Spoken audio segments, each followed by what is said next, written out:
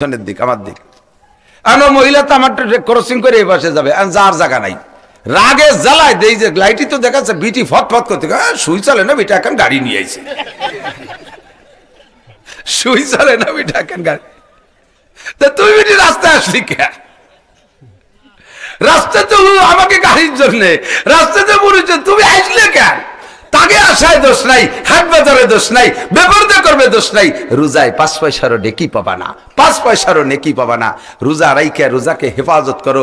1 নম্বরে নামাজ সঠিক টাইমে পড়ো, 2 নম্বরে হালাল খাও, 2 নম্বরে হালাল খাও, 2 নম্বরে হালাল খাও, হারাম পেটে ঢুকাইয়া না, রোজায় কাজ হবে না। 3 নম্বরে পর্দা করো, মহিলা পুরুষ সকলেই।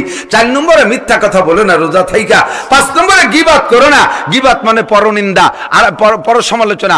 আর একজনের দোষ ত্রুটি বলা বলি করলে যার নামে বদনাম করতেছো, ওই লোকটা মারা গেলে তার গায়ের গোশত কি মুসলমানের জন্য হালাল না হারাম? যে লোকটা গীবাত করতেছেন সে যেন ওই ভাই মারা গেল, আর সেই মরা গোশত আপনি খাইতেছেন, তার মরা গোশত খাইতেছেন। মানুষের এমনিতে রোজার দিনে কিছু খাইলে রোজা ভেঙে যায়, এরপরে মানুষের গোশত মানুষের জন্য হালাল না হারাম? জোর হারানা হালাল না হারাম?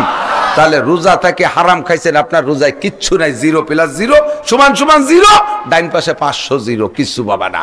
আল্লাহর সামনে যাবার খাবার খাবা, সুফা সাফ করে যাইও, দাঁত পাইজে মেশাক করে যাইও। এমনি বিরাসতে মাজলি হবে না, আর গাছের ডাল দিয়ে মাজলি হবে না। এ বিরাস হলো তওবার বিরাস। কিসের বিরাস?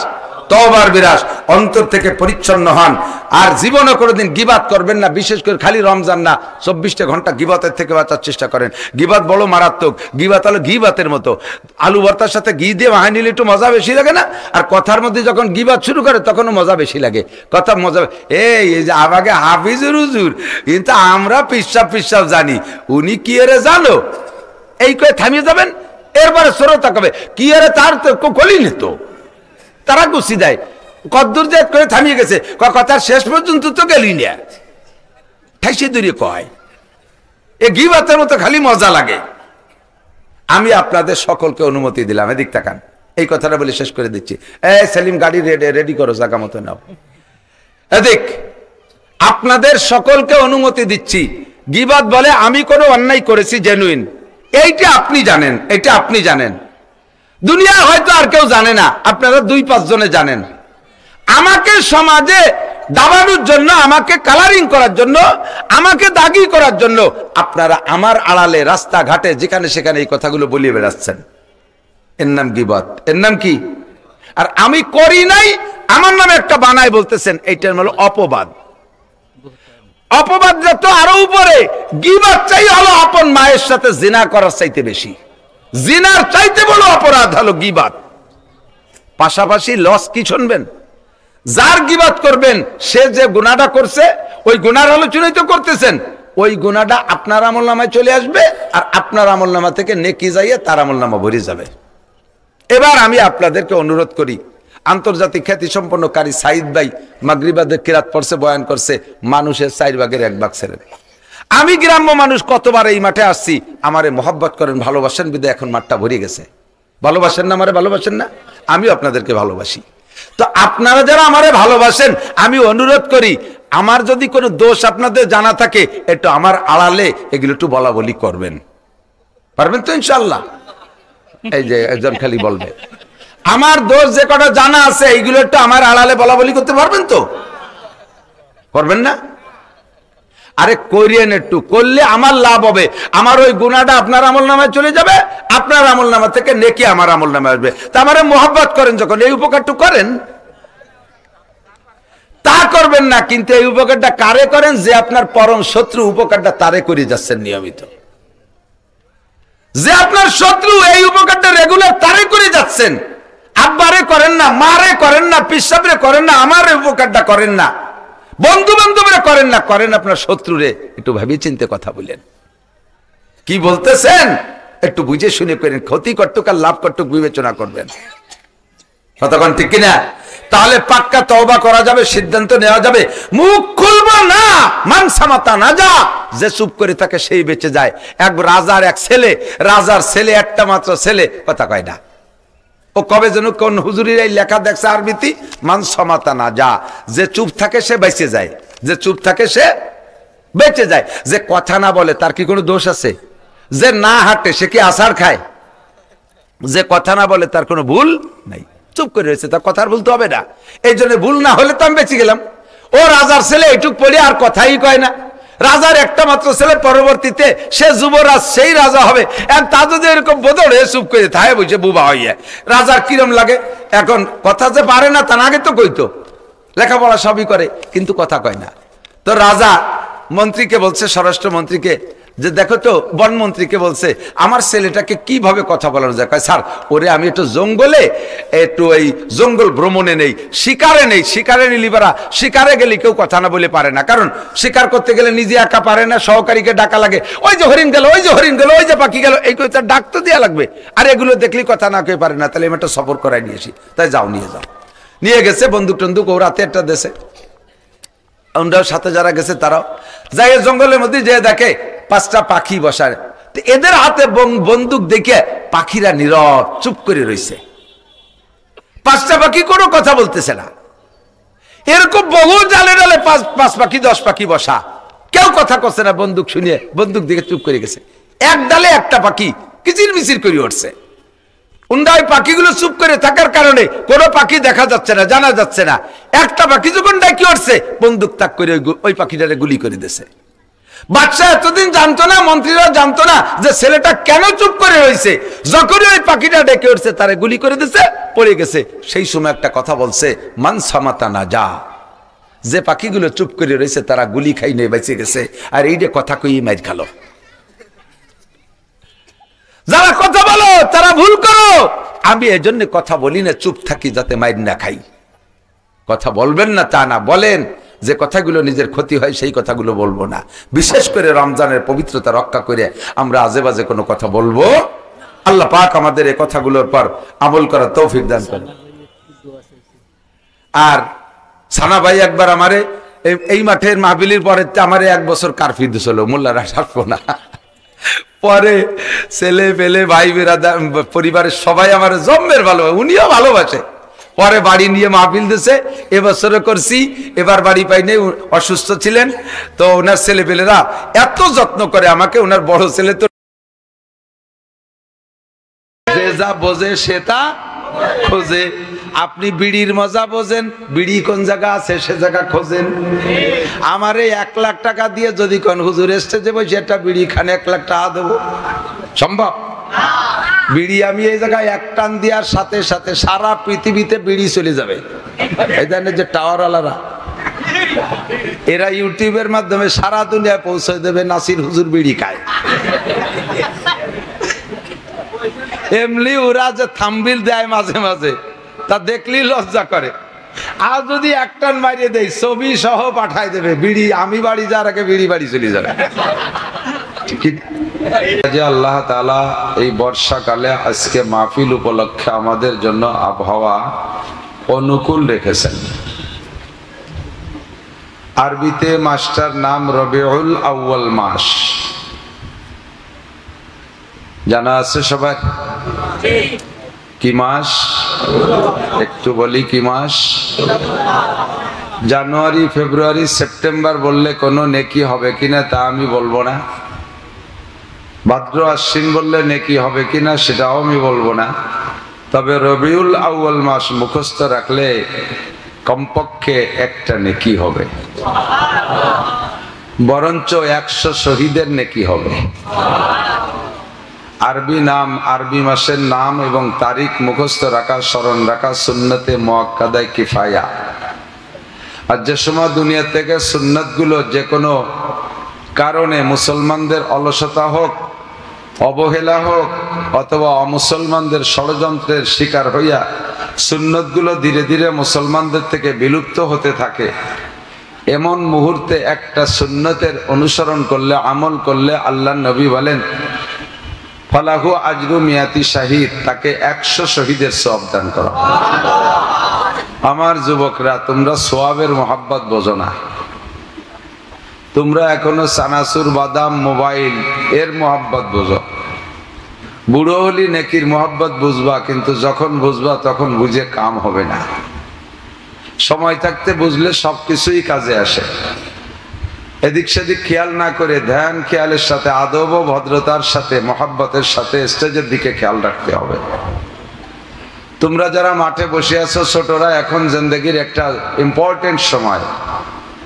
কেউরে মারতে পারো বা কেউ মারলে মায়ের খাইয়ে সইতেও পারো। বুড়োকালে মারাও যায় না, মায়ের সহ্যও করা যায় না। অ্যাকশন রিয়াকশনের বয়স এখন এইটা।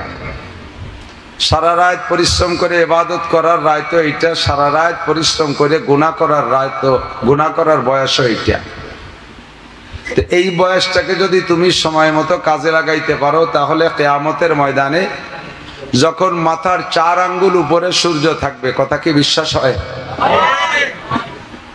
এখন পৃথিবীর থেকে সূর্যটা 9,30,00,000 মাইল দূরে। তো 9,30,00,000 মাইল দূরের সূর্য এই আশ্বিন মাসে সূর্যের তাপ কমে আসার সময়, তাই গরমে অসহ্য হয়ে যাচ্ছি। আর এই সূর্যটা যদি মাথার মাত্র 4 আঙ্গুল উপরে থাকে, পরিস্থিতি কেমন হবে? মাথার মগজ গলে গলে নাক দিয়ে বের হবে। মানুষ কাঁদতে কাঁদতে চোখের পানি শেষ হয়ে যাবে, রক্ত বের হওয়া শুরু হবে, কান্না শেষ হবে না। রক্ত শেষ হয়ে যাবে, কান্না শেষ হবে না, পুঁজ বের হওয়া শুরু হবে চোখ দিয়ে। মাথা তালু ফেটে যাবে, কান তালা ফেটে যাবে, নাক দিয়ে, মুখ দিয়ে, চোখ দিয়ে, কান দিয়ে রক্ত পুঁজ বের হওয়া শুরু হবে। সব শেষ হয়ে যাবে, কান্না শেষ হবে না। এত হিট, এত গরম, এত অসহনীয় পরিস্থিতি। এ খবর আমার আব্বা বলে নাই, আমার দাদা বলে নাই, আমি বলি নাই, এদেশের কোন নেতাগোতার বক্তব্য নাই। বিশ্বনবী মুহাম্মদুর রাসূলুল্লাহ সাল্লাল্লাহু আলাইহি ওয়াসাল্লামের বাণী সত্য না মিথ্যা? যদি এটাকে অন্তঃকরণে মনে প্রাণে বিশ্বাস করে থাকেন, তাহলে পরিস্থিতিটা কেমন হবে বলে 2-5 সেকেন্ড একটু চক্ষু বন্ধ করে ভেবে দেখেন।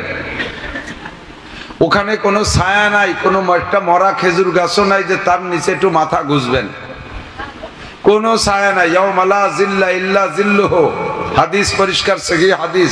ওদিন কোনো ছায়া থাকবে না একমাত্র আল্লাহর আরশে আজিমের ছায়া ছাড়া। ওই ছায়ার নিচে যাওয়ার জন্য মানুষ হন্য হয়ে পাগল হয়ে ছোটাছুটি করবে। নবী আলাইহিস সালাতু ওয়াস সালামের দেওয়া বক্তব্য অনুযায়ী, প্রস্তাব ও দাবি অনুযায়ী আল্লাহ পাক রব্বুল আলামিন কয়েক গুণের মানুষকে ফেরেশতাদের মাধ্যমে বাছাই করে নিয়ে ওই আরশে আজিমের ছায়ার নিচে বসাইয়া নবী আলাইহিস সালাতু ওয়াস সালামকে বলবেন, আগে তুমি হাউজে কাউসার পান করাও। নবী পাক হাউজে কাউসার পান করায়া সকলের কলিজাটারে ঠান্ডা কইরা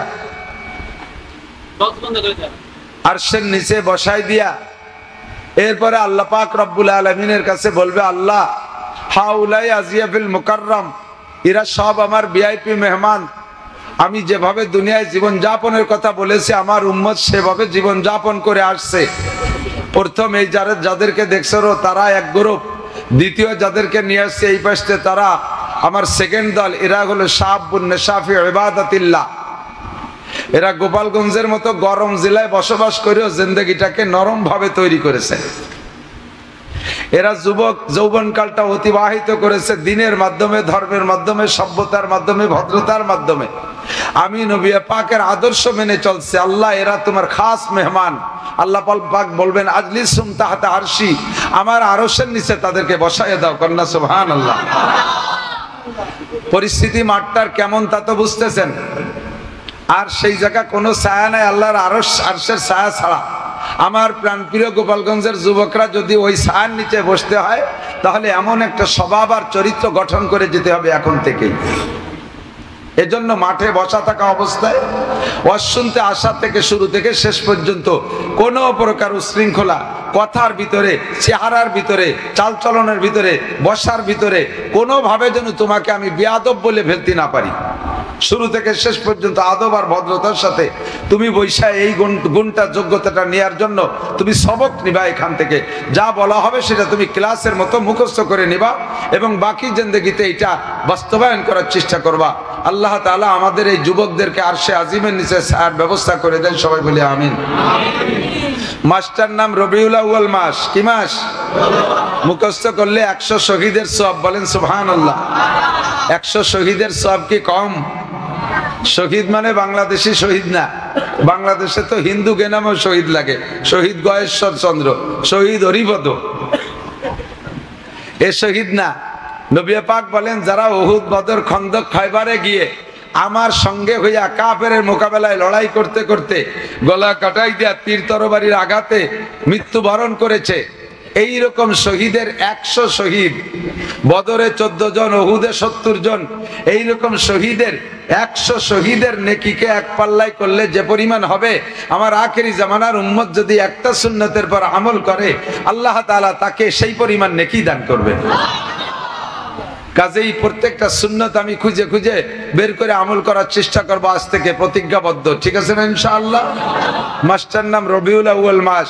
এ মাসকে বাংলাদেশ, ভারত, পাকিস্তান 2-3 দেশে 12 তারিখটাকে ঈদে মিলাদুন নবী হিসেবে উদযাপন করে।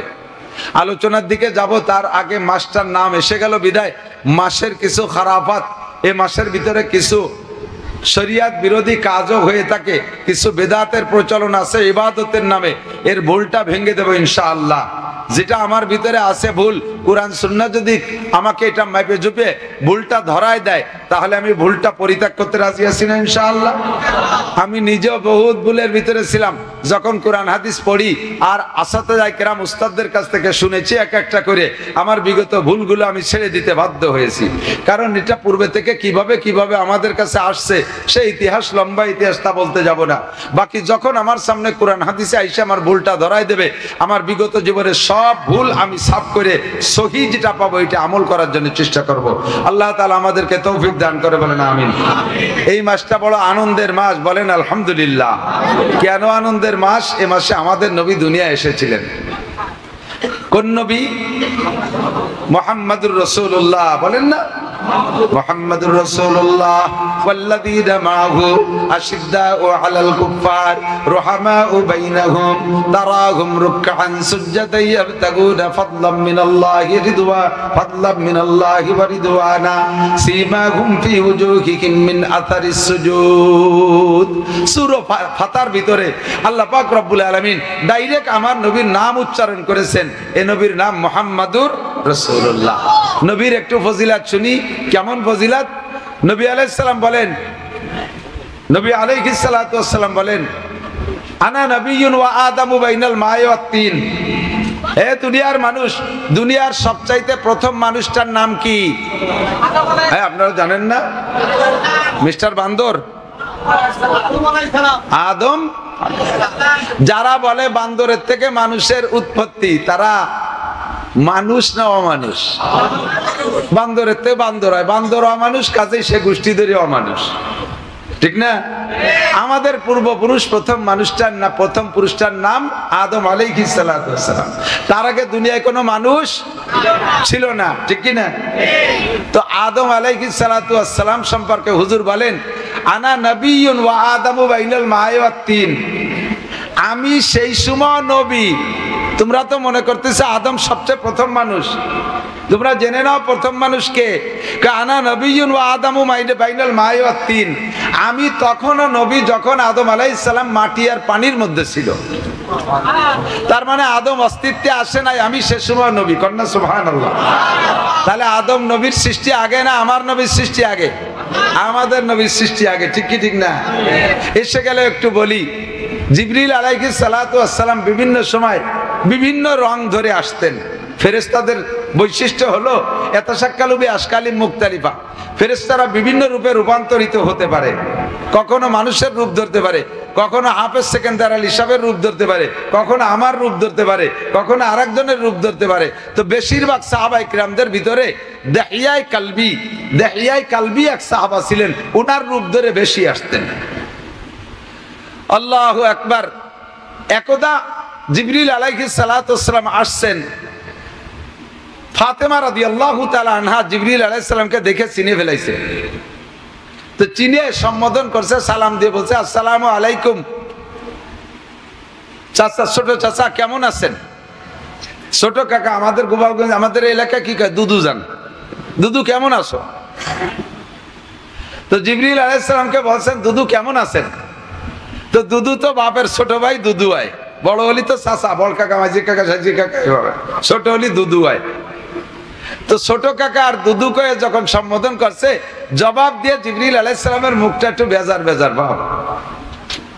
হুজুরের কাছে গেছেন জিবরাইল, হুজুর বলছেন জিবরাইল আজকে কি কোনো অ্যাক্সিডেন্ট হয়েছে নাকি যে আপনার মুখ মলিন মলিন ভাব? তো জিবরিল পরিষ্কারবাদী, উনি বললেন না তেমন কিছু না, ফাতেমা আমারে ছোট কাকা কইছে। আমি এলো আপনার কত আগের থেকে দুনিয়ায় আসি, আদম নবীর কাছে ওহী আনলাম, নূহ নবীর কাছে আনলাম, ইব্রাহিম নবীর কাছে আনলাম, মুসা ঈসা নবীর কাছে আনলাম, ইসমাইল ইসহাক ইয়াকুব নবীর কাছে আনলাম, 2.5-3 লক্ষ নবী রাসূলদের কাছে আমি বার্তা বহন করি। আপনারা মানুষরা দুনিয়া আসার লক্ষ বছর আগের থেকে আমি জিনদেরকে পরিচালনা করছি। আমার এত বয়স আর আপনার ফাতেমা আজকে আমার কুটি সৃষ্টিকে সৃষ্টি করতেন না। লাউলা হুমা খালাকাল আফলাকা খালিকুহা লাউলা হুমা খারাজাল ইনসানু মিন আদামি। ও মুসলমান, বড় ভাগ্যবান আমরা, বলেন আলহামদুলিল্লাহ। সব নবীর কাছে জিবরিল আলাইহিস সালাম এই নবীর শুভাগমনের খবর বলেছে। প্রত্যেক নবী নবিয়া পাকের কারামতি, শরাফাত, বুজুর্গি, বড়ত্ব, সম্মান, ইজ্জতের কথা শুইনা, জিবরিলের কাছে শুনিয়া আফসোস করে বলছে, আমি যদি আমাকে আল্লাহ নবী না বানাইয়া যদি ওই নবীর উম্মত বানাইতেন আর একটু খুশি বেশি হতাম। আল্লাহ আমাকে নবী বানাইছে আলহামদুলিল্লাহ, তবে ওই নবীর উম্মত হতে পারলে বেশি খুশি হতাম। কয়েকজন নবী প্রস্তাবও রেখেছেন, আল্লাহ পাক কবুল করেন নাই। অবশেষে একদিন আল্লাহু আকবার, ঈসা আলাইহিস সালাতু ওয়াস সালাম একদিন হাঁটতেছেন, হাঁটতে হাঁটতে একটা পাহাড়ের পাদদেশ দিয়ে যাচ্ছে। তো ওই পাহাড়ের কাছে গেলে উনি একটু সকলে যে পাহাড়ে একটু উঠি। পাহাড়ে উঠার আগে দেখে পাহাড়ের গোড়ায় একটা পাথর, খুব সাদা একটা পাথর, এর ভিতরে বহুত সাদা আছে, সাদা জামা অনেক আছে। এটা হচ্ছে ওটা ভালো সাদা, ওটা হচ্ছে ওটা ভালো সাদা, সাদার পার্থক্য আছে না? তো ওই সাদার পাথরটা দেখে ঈসা আলাইহিস সালাম আশ্চর্য হয়ে বললেন, রব্বি কাইফা আবিয়াজ, আল্লাহ কেমন সাদা, এমন সাদা তো কোনোদিন দেখিনি। আশ্চর্য হয়ে গেছে। তা আল্লাহ পাক রব্বুল আলামিন বললেন, ইয়া ঈসা আতাজাবু বিবিয়াজি হাযাল হাজার, তুমি কি এই পাথরের সাদা দেখে আশ্চর্য হচ্ছ? ঈসা আলাইহিস সালাম বললেন, ওয়াল্লাহি নাম, আল্লাহর কসম আমি আশ্চর্য হচ্ছি, এমন সাদা জীবনেও দেখিনি। এ কিভাবে এত সাদা হলো? আল্লাহ পাক বললেন, পাথরের সাদা দেখে আশ্চর্য হচ্ছ, ওই পাথরে এর চেয়ে আশ্চর্য আরো কিছু আমার কাছে আছে, দেখবা? কাইনা হুয়া, এর চেয়ে আশ্চর্য কোথায়? কাফিফি হে, এই পাথরের মধ্যেই সেই সাদা লুকায়িত আছে। কাইফা আরা, কিভাবে দেখবো? কাইযিবিয়া সাকাল হাজার, তোমার হাতের লাঠি দিয়ে পাথরে একটা পিটান দাও, বেরিয়ে আসবে আশ্চর্য। ফাজারাবা ঈসা আলাল হাজার, ঈসা আলাইহিস সালাম পাথরের মাঝখানে পিটান দিলেন, ফানফালাকা, পাথরটা ফাইটা দুই টুকরা হয়ে গেল, দুইটা টুকরা দুই দিক সরে গেল। ফাখরাজা শাবুন ইউসাল্লি আলাল মুসাল্লা, দেখে পাথরের দুই টুকরা সরে যাওয়ার পরে জায়গাটা খালি হয়ে গেছে। মাঝখান থেকে একজন যুবক বেরিয়ে আসছে। একটা যুবক বের হলো, যুবকটা হাঁটাহাঁটি করছে না, পাথরের মধ্যে যে অবস্থায় ছিল ওই অবস্থায় আছে। জায়নামাজ আছে, জায়নামাজের উপরে দাঁড়িয়ে দাঁড়িয়ে নামাজ পড়তেছে, একের পর এক পড়েই যাচ্ছে, কথা কয় না। ঈসা আলাইহিস সালাম আশ্চর্য, আল্লাহ নিশ্চিদ্র পাথর, এর ভিতরে অক্সিজেন ঢোকে না, শ্বাস ছাড়লে কার্বন ডাই অক্সাইড বেরোয় না, এর মধ্যে খানা দানার কোনো ব্যবস্থা নাই, এমন নিশ্চিদ্র শক্ত পাথরের ভিতরে মানুষ ঢুকলো কি কইরা? আবার মানুষটা জীবিত থাকলো কি কইরা? আবার পাথরের মধ্যে দাঁড়িয়ে দাঁড়িয়ে নামাজ পড়ে। দেখি যুবকের কাছে তার ইতিহাস শুনবো, আশ্চর্য হয়ে চোখ বড় হয়ে দাঁড়িয়ে আছে। যুবক যখন সালাম ফিরাইছে, ঈসা আলাইহিস সালাম যুবককে জিজ্ঞেস করেছেন, ইয়া আব্দুল্লাহ কাম তা'বুদাল্লাহ ফি হাদাল হাজার, ওগো আল্লাহর যুবক, আল্লাহর বান্দা, তুমি এই পাথরের মধ্যে কতকাল ইবাদত করো?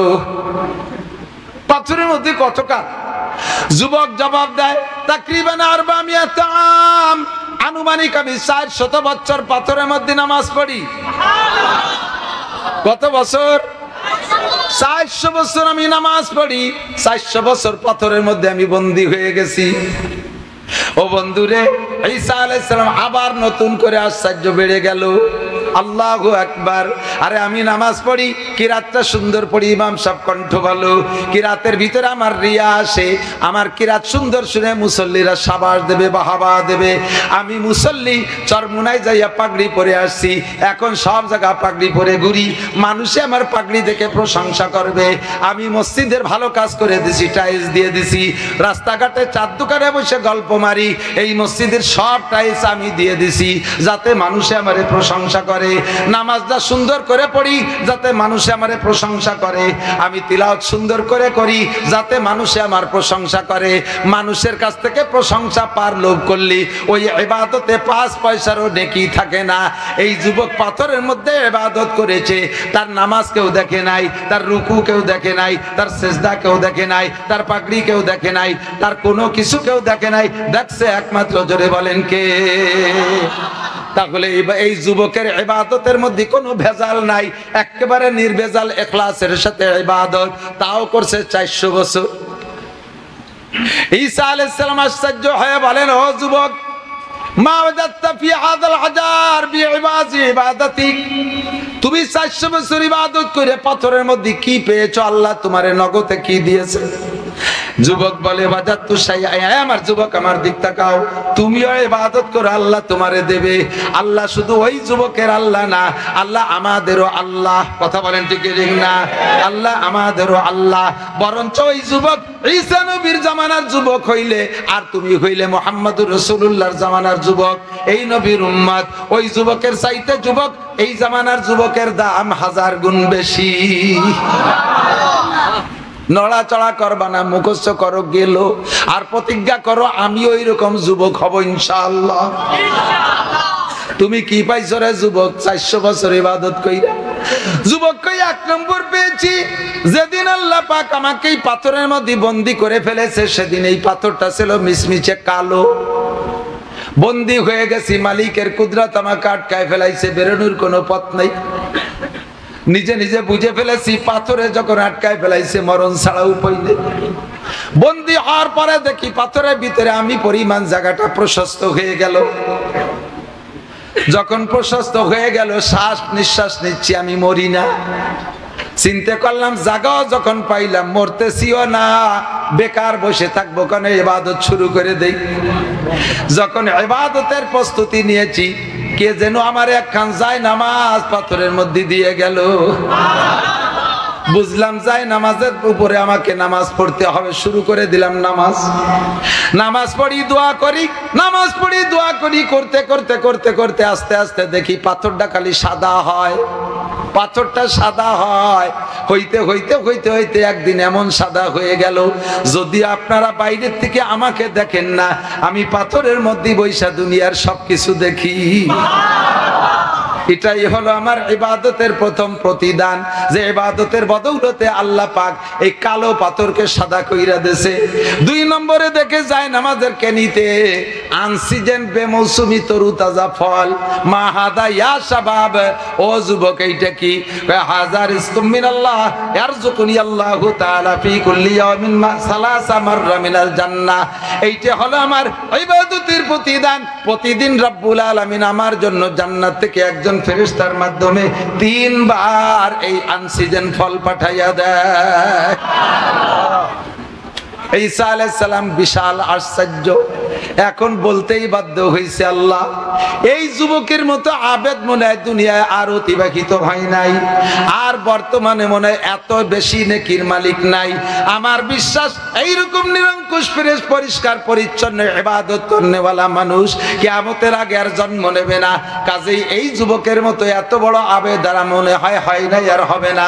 আশ্চর্য হয়ে বললেন, আল্লাহ, তোমার দুনিয়ায় কি এত বড় আবেদ আর আছে আর হবে? আল্লাহ পাক জবাব দিলেন, ঈসা, তুমি এই যুবকের ইবাদত আর নেকির পরিমাণের উপর আশ্চর্য হচ্ছ। তোমাকে একটা সুখবর শুনাইয়া দেই, তোমার পরে মিম্বাদিকা ইসমুহু আহমদ, তোমার পরে একজন নবী আসবে, যেই নবীর নাম হবে আহমদ মুহাম্মদুর রাসূলুল্লাহ সাল্লাল্লাহু আলাইহি ওয়াসাল্লাম।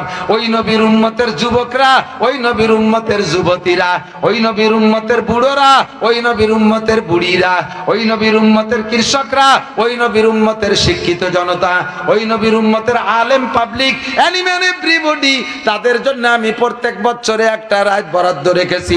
রাতটার নাম হলো লাইলাতুল কদর।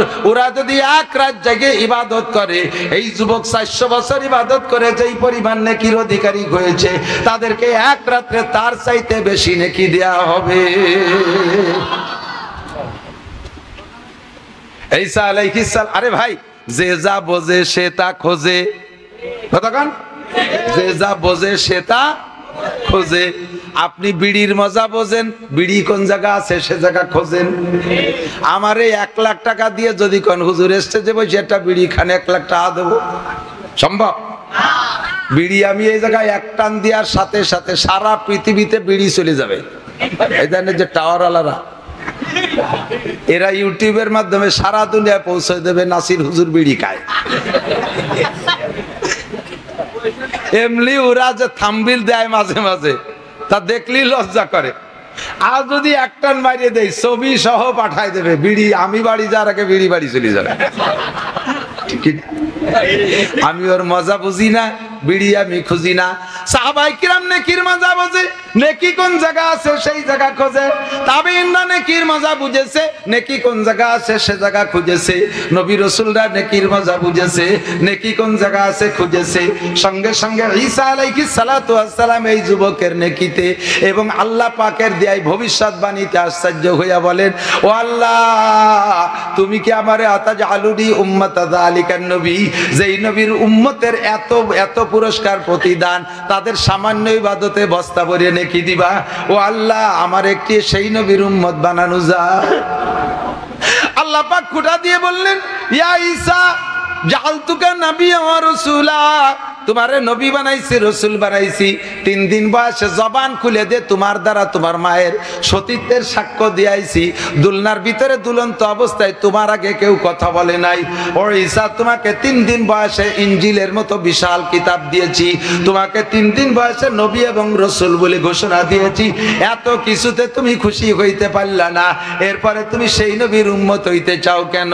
ঈসা আলাইহিস সালাম বলেন, আল্লাহ, যা তুমি দিয়েছো সব কিছুর উপরে আমি অসংখ্য শুকর আদায় করি, কিন্তু রব্বুল আলামিন আমার ইনজিলের ভিতরে কোন জায়গা লেখা নাই আমি ঈসা একবার আল্লাহ বললে 2 বার আল্লাহ বলার নেকি দিবা, 1 রাকাত নামাজ পড়লে 2 রাকাতের সওয়াব দিবা, 1 রাত ইবাদত করলে 2 রাত ইবাদতের নেকি দিবা। এমন ঘোষণা তুমি কোন জায়গা দাও নাই। তুমি আখেরি নবীর উম্মতের জন্য ঘোষণা দিয়েছো 1 রাত ইবাদত করলে এই যুবকের 400 বছরের চাইতে বেশি নেকি দিবা। এই জন্য সেই নেকির লোভে একটু সেই নবীর উম্মত হইতে চাই। আল্লাহ পাক জবাব দিলেন, ঈসা, ওই নবীর উম্মত হওয়ার প্রস্তাব অনেকেই রেখেছে, আমি কাহারও দোয়া কবুল করি নাই। তোমারে যেহেতু জন্মসূত্রে বাপ ছাড়া দুনিয়ায় পাঠিয়েছি, তুমি জন্মগত এতিম, তোমার বাপ নাই, তোমার মায়ের স্বামী নাই, তুমি জন্মসূত্রে এতিম, কাজেই তোমার দোয়াটা কবুল করা হলো। ফাতাকাব্বালতু দুআক, তোমার দোয়া কবুল করলাম, তোমাকে সেই নবীর উম্মত বানানো হবে। এ যুবক, মানাবুদে মাতাকাজা মানাবুদ লুৎফে তু না গুপ্তায়ে মামি শানুদ আদমি আদাদাইবা জম মুসলমান করদাই আয় খুদা কুরবা শওয়াম ইহসা বার ইহসা করদাই আয় খুদা কুরবা শওয়াম ইহসা বার ইহসা করদাই। আল্লাহ, আমার গলাটা তোমার রাস্তায় কাটাইয়াও দিয়ে যদি শহীদ হয়ে যায়, তোমার এই বিশাল অনুগ্রহের শুকর আদায় শেষ হবে না। ঠিক কি না? ওই নবী এসেছিলেন এই মাসে, আপনারা খুশি না বেজার? জোর হলো না? আরো জোরে বলেন আলহামদুলিল্লাহ। আমরা সেই নবীর উম্মত, বলেন আলহামদুলিল্লাহ। নবী এই মাসে এসেছিলেন। অধিকাংশ ঐতিহাসিকদের মত হলো 8ই রবিউল আউয়াল এসেছিলেন। হুজুরের জন্ম রবিউল আউয়াল মাসের 8 তারিখ। 100 জন পূর্বের ঐতিহাসিকদের ভিতরে 98 জনের মতামত হলো নবীর জন্ম 8ই রবিউল আউয়াল, আর মৃত্যু হয়েছে 12ই রবিউল আউয়াল। এ ব্যাপারে কাহারও কোনো সন্দেহ নাই। আমার কথা বিশ্বাস না হইলে আগামীকাল গোপালগঞ্জ যাইয়া কওমি লাইব্রেরিতে আছে সিরাতে মুস্তাফা নামক একটা কিতাব। উপমহাদেশের সবচাইতে বড় ঐতিহাসিকদের ভিতরে আল্লামা ইদ্রিস কান্দালবী রহমাতুল্লাহ আলাইহি, উনি কিতাবটা লিখেছেন। অনেক কিতাবের হাওলা দিয়ে রেফারেন্স দিয়ে প্রমাণ করেছেন নবী পাকের জন্ম 8ই রবিউল আউয়াল আর মৃত্যু 12ই রবিউল আউয়ালের মধ্যে কোনো সন্দেহ নাই। জন্ম রবিউল আউয়াল মাসে, এর মধ্যে মাসের মধ্যে সন্দেহ নাই। 12 সোমবার, এর মধ্যে কোনো সন্দেহ নাই। সময়টা ছিল শবে সাদেকের সময়ের মধ্যে কোনো সন্দেহ নাই। কিন্তু তারিখের ভিতরে গড়বড় বাইদা গেছে। কেন? এত বড় নবীর জন্ম তারিখ নিয়ে গড়বড়। আপনারা হুজুররা খালি মতানৈক্য করেন তাই গড়বড় বাঁধাইছেন। আসলে এত বড় নবীর জন্ম তারিখের মধ্যে গড়বড় হওয়ার কথা না। বন্ধুরে, এই নবী যে এত বড় নবী হবে, যে ঘরে জন্ম নিয়েছে সেই ঘরের কেউ তা জানতো না। কথা কন, তা কি জানতেন? হুজুরের মা জানতেন না যে আমার সন্তান মুহাম্মদ নবী হবে। হুজুরের আব্বা তো আগেই মারা গেছে। হুজুরের দাদা খাজা আব্দুল মুত্তালেবও জানতেন না। হুজুরের চাচা খাজা আবু তালেবও জানতেন না। কেউ জানে না যে এই ছেলেটা নবী হবে, এই ছেলেটা এত বড় হবে। কাজেই তার জন্ম তারিখ ঠিক রেখেছে। ভাই, ঠিক করে আমরা মনে রাখি, এইটা কেরই ব্রেনে আসে নাই। আজ থেকে 1500 বছর আগে দুনিয়ার লেখাপড়া শিক্ষা দীক্ষার অবস্থা কি ছিল? মক্কার ওই এলাকার ওই সময়টাকে বলা হতো আইয়ামে জাহেলিয়াত। চরম বর্বরতা। বর্বরতা বলার মানে কি, সে বর্বর বলে শেষ করতে পারবো না। মেয়ে সন্তান, কন্যা সন্তান হইলে বাপের ইজ্জত যায় মনে করিয়া জীবিত সন্তানকে কবর খুঁজে দাফন করে দিয়ে দিত। আপনাদের ভিতরে কেউ কি আছেন? দিক তাকান, আমরা ওই পাশালারা, মানিহার ব্রিজের ওই পাশালারা আপনাকে কিন্তু জন্মের ভয় পাই। ওই বাসার থেকে কেউ রে শুয়ে কথা কইনি। ওই বাসার কেউ যদি যায় তাহলে ওই বাসাতে শুয়ে কথা কইনি যে গোপালগঞ্জ যা লাগবে না, সরমানিক দেলারা কিলি শোয়াই ফেলবে না। এই উশৃঙ্খল বিশৃঙ্খল পার্টি যারাই আছেন, এমন কি কেউ আছেন যে একটা মেয়ে সন্তান, কন্যা সন্তান অনাকাঙ্ক্ষিত, আপনার পছন্দ হয় নাই, জন্ম হয়ে গেছে, তারে নষ্ট করার জন্য বিভিন্ন প্রকার তদবির চালাইছেন, ওষুধপাতি খাওয়া খাই বহু কিছু করছেন, তারপরও তা ঠেয়াতে পারে না, ওই গেছে। তা হয়েছে, তাও এমন হয়েছে নাকটা বুসা, কান ভাজা ভিটের মতো কুড়া, চোখ চায় একদিক, দেহে আর একদিক, একেবারে কাউসার মতো কালা। রাগ করিয়া এই বাচ্চাটারে তার মারে পিটেতে পারেন, কিন্তু বাচ্চাটারে কি তাজা মাটি দিয়ে ধুতে পারবেন? কেউ আছেন? কেউ আছেন? এত বড় মূর্খ, এত বড় জাহেল আর বর্বর এই যুগের মানুষ না, ওই সময়কার মানুষ এরকম ছিল। যারা হজে গেছেন তারা চেনেন কি চেনেন না আমি জানি না। পাবলিক হাজি সাহেবদেরকে ওই মুআল্লিম হাজিরা এগুলো চিনেও না দেখানোর বয়তে। আর আমি তো কিতাবে পড়ি টড়ি একেবারে রন্দে রন্দে খুঁজে বেড়াই। 6-7 বার গেছি, ইঞ্চি ইঞ্চি মাটি খুঁজছি যে জায়গা কোন জায়গা কি আছে। বাবে আব্দুল আজিজ মক্কা শরীফ হেরেম শরীফে মসজিদে ঢুকতে, মিসফালার থেকে এই পাশে যাইতে, বাবে আব্দুল আজিজে ঢুকতে তার বাম পাশে একটু পশ্চিম দিক যায়, আমার খেয়ালে পশ্চিম, একটু পশ্চিম দিক যে একটা নিচে জায়গা আছে। মক্কার কাবার পাশ দিয়ে বহুত বড় বড় বিল্ডিং, 30-40-50 তলা বিল্ডিং ভাঙ্গে তছনছ করে হেরেম শরীফের মসজিদের মধ্যে নিয়ে আসতেছে। মসজিদের জায়গায় সংকুলন হচ্ছে না, সেই সব জায়গা মসজিদ বানাচ্ছে। অথচ তার প্যাসের ভিতরে এই যে আমাদের এখানে যতটুকু জায়গা না, এই যে ঈদগাটা, এর দ্বিগুণ জায়গা পরিমাণ হবে, এর দ্বিগুণ পরিমাণ জায়গা হবে। এই জায়গাটা আজও খালি পড়ে রয়েছে, নিচে কিচ্ছু করে না। আমি এই রোজার পরে আমার 2 ছেলেরে নিয়ে গেছিলাম উমরায়, তাকে দেখাই নিয়ে আসছি। ভবিষ্যতে তোরা এসে আবারও দেখবি বড় বড় বিল্ডিং ভেঙে মসজিদ বানাচ্ছে, অথচ এই জায়গা কিছু বানায় না। আমি সৌদি সাহেবকে জিজ্ঞেস করছি এই জায়গাটা কি, এখানে কিছু বানায় না কে? কয় যে এই জায়গা কয়েকবার চেষ্টা করা হয়েছে, এখানে কিছু আর কিয়ামত পর্যন্ত করা হবে না। এই জায়গা বিল্ডিং করার জন্য, স্থাপনা করার জন্য পিন বসানো হয়, ওই যে কি বলে, কি machine, piling machine. Piling machine দিয়ে এখানে পিন বসানো হয়, 1 থেকে 1.5 হাত মাটির নিচে যায়। এরপরে যদি প্রেসার দেওয়া হয়, এমন বেগে ধমধম করে শব্দ হয়, পুরো মক্কা শহর কেঁপে ওঠে। এর কারণে এই জায়গা ছেড়ে দেওয়া হয়েছে। এই জায়গা কি, আমরা ইতিহাসে পূর্ব থেকে পড়ে আসছি, এই জায়গা দেহিয়ায় কালবি। ওই যেই সাহাবার রূপ ধরে জিব্রাইল আসতেন হুজুরের কাছে, সাহাবার নাম দেহিয়ায় কালবি। ওই দেহিয়ায় কালবি কাফের থাকা কালে এই জায়গা তার 14টা মেয়েকে জীবিত দাফন করে দিয়েছে। আমি বলি দেই যে দেখবেন, গুনিয়ে দেখবেন, 14টার বেশি, 15টা না এবং 13টাও না। ওদের সাথে আমাদের দেশের তো কবরে এত যত্ন করে না। ওই কবর বলি ওই জায়গায় জায়গায়, সব জায়গা তো মানে বালু, মানে মরুভূমির বালু, সিলেকশন বালুর মতো। ওই কয় জায়গা 14টা পয়েন্টে একটুক একটুক সাইজের ছোট বড় পাথর দিয়ে আলাদা আলাদা করা আছে। এই 14টা পয়েন্টে 14টা কবর, তারা জীবিত সন্তানকে দাফন করে দেয়। কত বড় বর্বর যুগ! মূর্খ, অশিক্ষিত, দাঙ্গাবাজ, ফাঁকিবাজ, যত প্রকার অন্যায় আছে সব তারা করতো কাবা ঘরের মধ্যে। এই বাচ্চাটা যে সে এত বড় নবী হবে বংশের কেউ জানে না, কাজেই তার জন্ম তারিখ ঠিক রাখে নাই। কিন্তু তার বড় মোহাব্বতের চাচা, যেই চাচার নাম আবু লাহাব, যেই আবু লাহাবের নামে আল্লাহ সূরা নাজিল করছে তাব্বাত ইয়াদা আবি লাহাব, এই আবু লাহাব নবী পাকের মোহাব্বতের চাচা, আপন চাচা।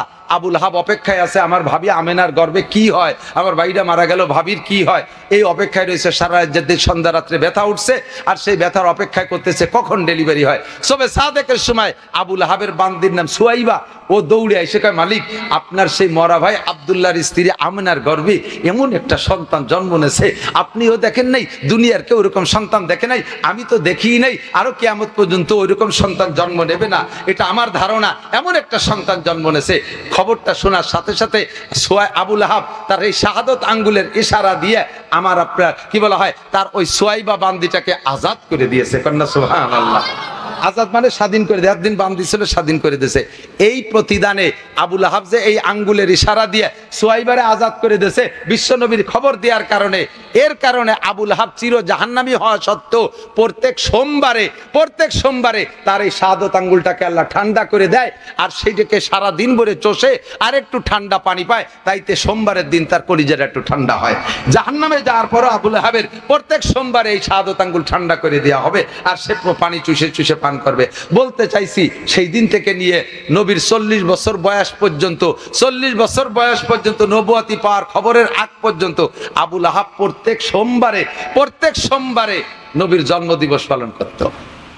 লাস্টের দিক যাইয়া পুরো কুরাইশদেরকে বলে দিয়েছে, হে কুরাইশরা, আমার ভাতিজা মুহাম্মাদের মতো সন্তান পৃথিবীতে জন্ম নেয় নাই, কাজে আমার ভাতিজার জন্মদিবস উপলক্ষে প্রত্যেক সোমবারে কুরাইশদের প্রত্যেক বাড়িতে সন্ধ্যাকালে সবে সাদেক ফজর পর্যন্ত স্বর্ণের পিয়ালায় বাতি জ্বালাবি, আমার ভাতিজার জন্মদিবস জাস্টে জুলুস করতে হবে। 40 বছর জন্মদিবস পালন করছে যেই লোকটা সবচেয়ে বেশি, তার নাম আবু লাহাব। নাম কি? একটু মস্ক করেন, কি নাম? আবু লাহাব কি রাদিয়াল্লাহু তাআলা আনহু? আবু লাহাব কি সাহাবা? আবু লাহাব জান্নাতি? আবু লাহাব মুসলমান? আবু লাহাব মুমিন? জোরে বলেন কি? কাফের? একটু বলেন কি? আবু লাহাব কি? আবু লাহাব জাহান্নামী? বলেন কি? জাহান্নামী। এই আবু লাহাব কাফের, 40 বছর নবীর জন্মদিবস পালন করে আসছে সোমবারে, তারিখ মনে নাই, সোমবারে জন্মদিবস পালন করছে। নবী যখন 40তম বছর নবুয়তি পাইয়া যাইয়া আবু লাহাবরে ডাকে কয়, কাকাজান পড়ে লা ইলাহা ইল্লাল্লাহ মুহাম্মাদুর রাসূলুল্লাহ, এই কলেমার দাওয়াত দিছে। আবু লাহাব কয়, তাব্বাল্লাকা ইয়া খাসিস আলী হাযা দাওতানা, ধ্বংস হয়ে যা কপাল পোড়া, তোরে 40টা বছর কোলে কায়ে করে রাখছি, এত ভালোবাসছি, 40 বছর তো জন্মদিবস পালন করছি, স্বর্ণের পিয়ালায় বাতি জ্বালাইছি, তোর চাইতে আমার নিজের সন্তানকেও এত ভালোবাসি নাই, তোরে যত ভালোবাসি। আজকে তুই বাপদাদার ধর্মের মুখে চুনকালি দিয়া নতুন ধর্মের কলেমার দাওয়াত দিচ্ছিস, তুই কপাল পোড়া, ধ্বংস হয়ে যা। এই বলে নবী পাককে ভৎসনা দিল, বদদুয়া দিল। সঙ্গে সঙ্গে আল্লাহ পাক সূরা লাহাব নাজিল করে দিয়ে কয়, তাব্বাত ইয়াদা আবি লাহাবি ওয়া তাব্বা মা আগনা আনহু মালুহু ওয়া মা কাসাব। আমার মুহাব্বত ধ্বংস হবে না, আমার মুহাম্মদ ধ্বংস হবে না, ধ্বংস হবে আবু লাহাবের দুইটা হাত। তুই একবার বদদুয়া করেছিস আমার নবীকে, আর তোর নামে বদদুয়া চলবে ডেলি লক্ষ লক্ষ বার। ও ভাই আমার প্রাণ প্রিয় বন্ধুরা, গোপালগঞ্জবাসী সাক্ষী দাও, সারা পৃথিবীতে 800 কোটি মানুষের ভিতরে 200 কোটি আছে মুসলমান, 200 কোটি মানুষের ভিতরে ফেলায় ছাড়াইয়া 10 কোটি মানুষ তো ডেলি নামাজ পড়ে কমপক্ষে। কতক্ষণ? 10 কোটি মানুষের ভিতরে লাখখানিক মানুষ তো কমপক্ষে তাব্বাতে তো শুরু তো পড়েই সারা পৃথিবী জুড়ে। তাহলে ওই একবার নবীকে বদদুয়া দিয়েছে, আর ডেলি আমরা তাব্বাতে দা শুরু পড়ে লাখ লক্ষ লক্ষ বার ওর নামে বদদুয়া পাঠাই। এই আবু লাহাব নবীর জন্মদিবস পালন করছে। নবী কলেমা, নবী নবুয়তি পাওয়ার পরে, সাহাবায়ে কেরামকে কলেমা পড়ানোর পরে আর কোন সাহাবা জন্মদিবস পালন করে নাই, কোন সাহাবা জন্মদিবস পালন করে নাই। এবার আমি শেষ ফিনিশিং বলে দেই দোস্ত, ধরে নেন নবীর জন্মদিবস 8 তারিখ নয়, 12ই রবিউল আউয়াল, যেটা আমাদের কাছে প্রসিদ্ধ। কথা কি বোঝা যাচ্ছে? ভুল থাকলে ভেঙে নিয়ে যাবেন। 8ই রবিউল বাদ দিলাম, 12ই রবিউল ফিরে গোড়ায় চলে আসলাম। ধরে নেন 12ই রবিউল আউয়াল নবীর জন্ম তারিখ। তো 12ই রবিউল আউয়াল নবীর জন্ম তারিখ, আর নবীর মৃত্যু তারিখও কত? কতক্ষণ? কয় তারিখ? 12ই রবিউল আউয়াল। এবার এই দুইটা একই দিনে 12ই রবিউল আউয়াল দুইটা প্রতিদ্বন্দ্বী হয়ে গেছে, জন্ম দিবসের ঈদ আর মৃত্যু দিবসের শোক। কথা বলেন ঠিক কি ঠিক না? এখন আপনি কোনটা পালন করবেন আবার একটু বুঝে নেন। আপনার একটা সন্তান, আপনার জীবনের প্রথম সন্তান, একেবারে চাঁদের মতো ফুটফুটে একটা বাচ্চা জন্ম নেছে, নাক টোটের মতো, ঠোঁট দুটে পান কিচ্ছু খায় না, আলতা মাখায় না, কেমন যেন একেবারে লাল টকটকে। এরপরে তার আঙ্গুলগুলো সেরকম, কপালটা সেরকম ফুটফুটে চাঁদের মতো সন্তান। ছেলেটা পাইয়া আপনি আনন্দিত, আপনার পয়সা আছে, ছেলেটা আপনি ধনী মানুষ। এই ছেলের উপলক্ষে বর্তমান বাংলাদেশের সিস্টেম অনুযায়ী তার জন্মদিবস পালন করে না, কেক কাটাকাটি করে না? করছেন। কতদিন করছেন? 24 বছর পর্যন্ত করছেন। এই ছেলেটা জন্ম নিয়েছিল জানুয়ারি মাসের 1 তারিখ। জানুয়ারি মাসের 1 তারিখ, এই জানুয়ারি মাসের 1 তারিখ প্রত্যেক বছর আসলে আপনি কেক কাটেন। 24 বছর বয়সের যুবক, সবে মাত্র লেখাপড়া শেষ করে সচিবালয়ে চাকরি পেয়ে গেছে, সচিবালয়ে চাকরি পেয়ে গেছে, চাকরিও পাইছে সে 1 জানুয়ারি। চাকরিও তার যেদিন, জন্ম তার সেদিন। ডবল খুশিতে কেক কাটাকাটি, আনন্দের আর শেষ নাই। 1 বছর যাইতে না যাইতে 25 বছর বয়সে দাঙ্গা হাঙ্গামা গন্ডগোল ফাসাদ লাগিয়া ওই ছেলেটা সচিবালয় মৃত্যুবরণ করছে। 1 জানুয়ারি, 1 জানুয়ারি তার মৃত্যু হয়ে গেছে। জন্ম হয়েছে 25 বছর আগে 1 জানুয়ারি। 25টা বছর কেক কাটছেন আর আনন্দ করছেন। এই 25 বছরের মাথায় আইসা ওই ছেলেটা 1 জানুয়ারি ইন্তেকাল করলো। এখন থেকে প্রত্যেক বছর কি আপনি ওই ছেলে উপলক্ষে আনন্দের কেক কাটবেন না মৃত্যুর শোক করবেন? কথা কি বুঝছেন আপনি? আর কি আর আনন্দ আছে? ছেলে জন্ম নেওয়াতে যে পরিমাণ খুশি হয়েছিলেন, মৃত্যুতে তার চেয়ে বেশি অখুশি হয়ে গেছেন। এখন আর তার জন্ম দিবসের আনন্দের কেক কাটাকাটি থাকে না, এখন শোক হয়। 12ই রবিউল আউয়াল নবী জন্ম নিয়েছিলেন, সে খুশিতে আমরা ছিলাম, 63 বছর আনন্দিত ছিলাম। কিন্তু 12ই রবিউল আউয়াল নবীর ইন্তেকাল করে আমাদের সেই আনন্দকে শেষ করে দিয়ে এতিম করে চলে গেছে। শোকের বস্তা, শোকের পাহাড় আমাদের মাথার পর চেপে দিয়ে চলে গেছে। কাজেই নবীর ইন্তেকালের পর থেকে আর কোনোদিন 12ই রবিউল আউয়াল আমাদের ঈদ আর আনন্দ উদযাপন করা, এটা নবীর মৃত্যু নিয়ে ঠাট্টা করা, নবীর সাথে বেয়াদবি করা ছাড়া আর কিছুই না। কথা বলুন ঠিক কি ঠিক না? আমি কি বুঝতে পারছি? আমার নবী, নবী পাক সাল্লাল্লাহু আলাইহি সাল্লামকে এই নবীর উম্মত হওয়ার সুযোগ আল্লাহ তাআলা আমাদেরকে করে দিয়েছেন। বলেন আলহামদুলিল্লাহ। তো মাসটা যেমন আনন্দের, ওই রকম শোকের, শোক ও আনন্দ বিজড়িত মাসের একটা মুহূর্তে আইসা কর্তৃপক্ষের সিদ্ধান্ত অনুযায়ী আজকের মাহফিলে আমরা উপস্থিত হতে পেরেছি। সেই শকরটা এখন আদায় করি। আজকের মাহফিলে হাজির হয়েছি, সবাই বলি আলহামদুলিল্লাহ। এই মাহফিলের শুরু শকর আদায় করবো বলে এতখানি কষ্ট করা হয়ে গেছে। আজকে বলে অজ বেশি করতে হবে, আপনারা পারবেন? মাজায় কুলবে ইনশাআল্লাহ? ইনশাআল্লাহ আমি পারবো না। আপনাকে এক রাত আমার ডেলি দিনীয় নড়াইল বিশাল এক সম্মেলন মাহফিল করে আসছি। সে জায়গায় প্রধান বক্তার বক্তব্য লম্বা টাইম আমার দেয়া লাগবে। যে জায়গায় যাই দেখি আকাশে গেলিও লাথি খায়। দেখি দেখি দেখি তুই ধান ভাড়াই না, দেখি দিয়ে ধান ভাড়া থেকে আজ দিয়ে ঠাসে না সুমো মুখ দিয়ে ঠাসে, পাউ দিয়ে বাড়ায়, ঠিক না? তো দেখি আকাশে গেলিও লাথি ধরি অস করাতে। তো যেখানে যাই সেখানেই বেশি। তারপরও দেশের হক আছে, কম হবে না ইনশাআল্লাহ যদি আল্লাহ বলায়। আর যদি আল্লাহ না বলায় এখনই শেষ। আপনারা যেদিন বলে দেবেন যে অনেক অস করবেন, ওই দিন অজ আসেই না। তো আল্লাহ পাক রব্বুল আলামিন কিছু কথা বলার তৌফিক দান করে, বলেন আমিন। আমাদের নবী কি আসছেন 5টা 7টা 10টা 11টা বিয়ে করার জন্য?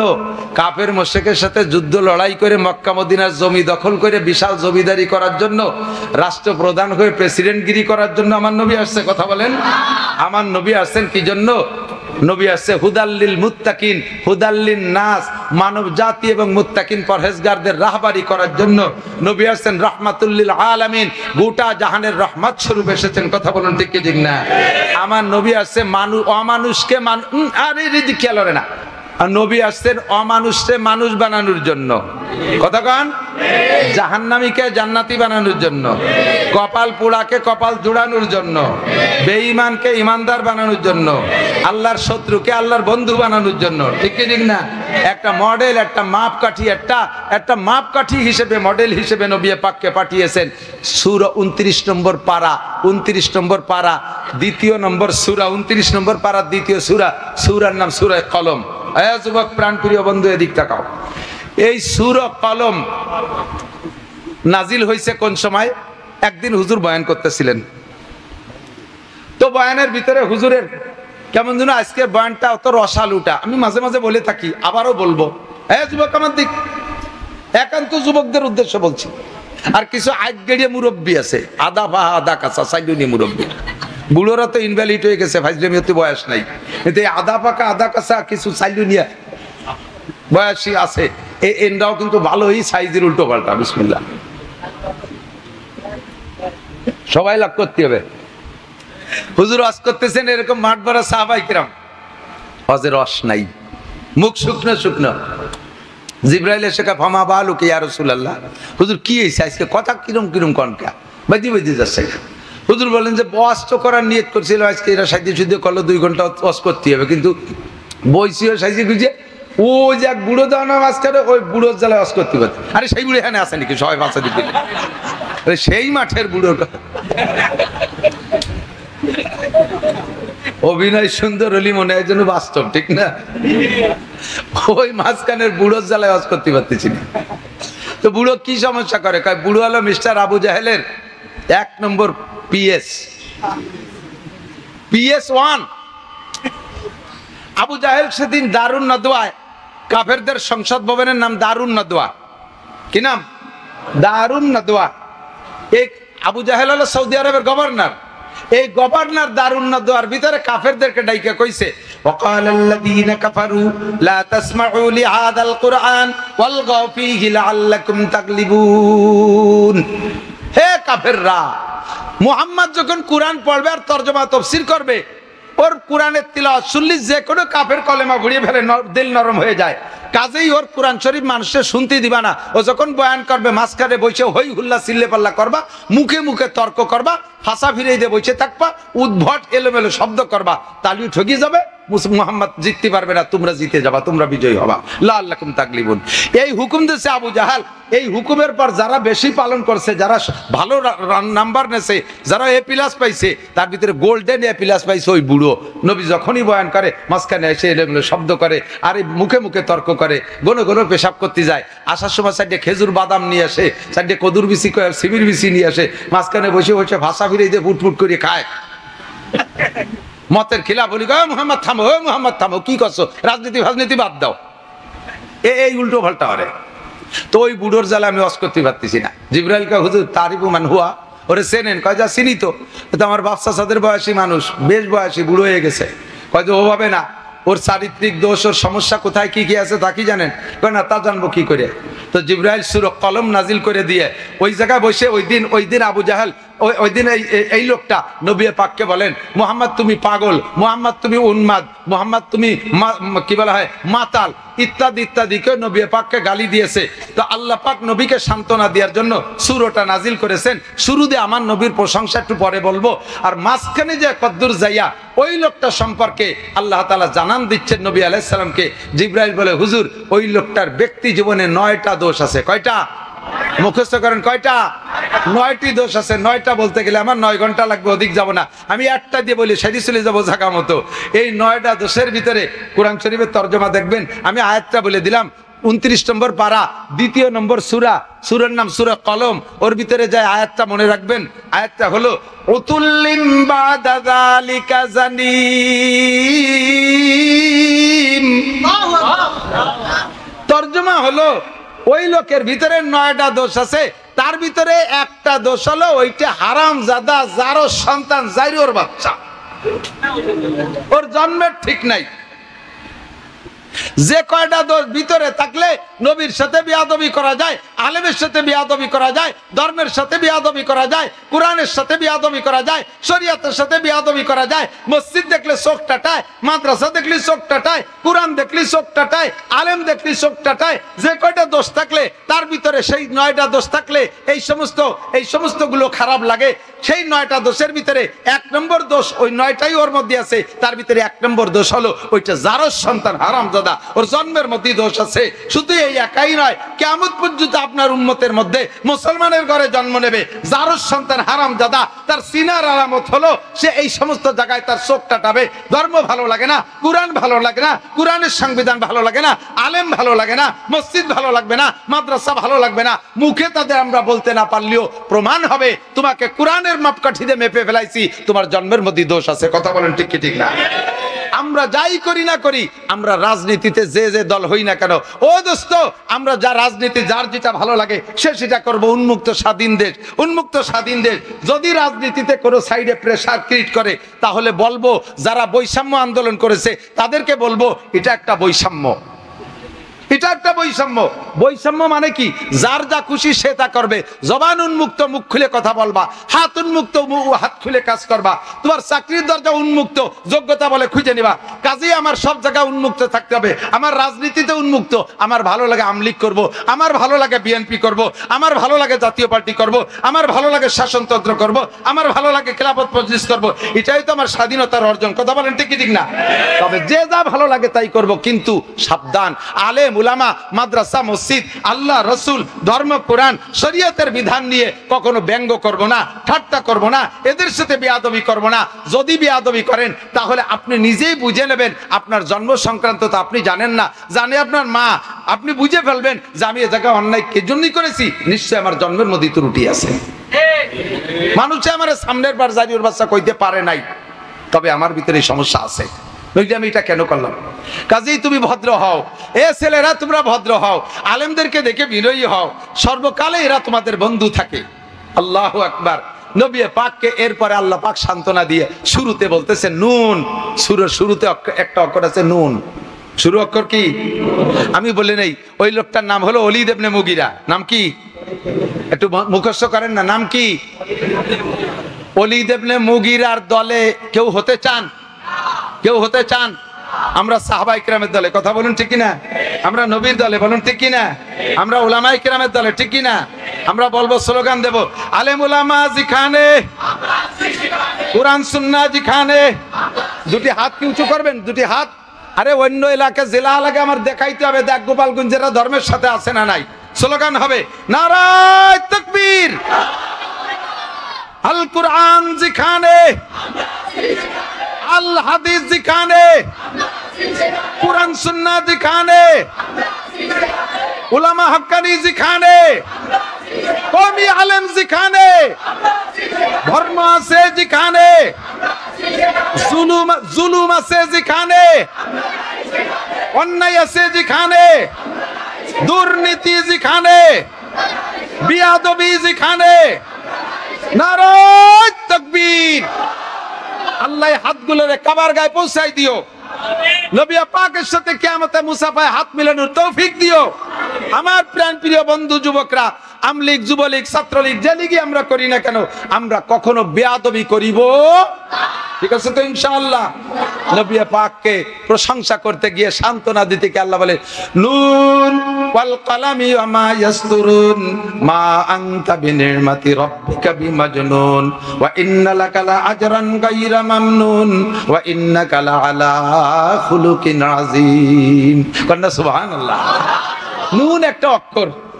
কোরআন শরীফের বিভিন্ন সূরার শুরুতে দেখবেন এরকম জের জবর বিহীন অক্ষর আছে, এরকে বলে হরুফে মুকাত্তাআত। একটু বলেন তো, হরুফে মুকাত্তাআত মানে কাটা কাটা হরফ।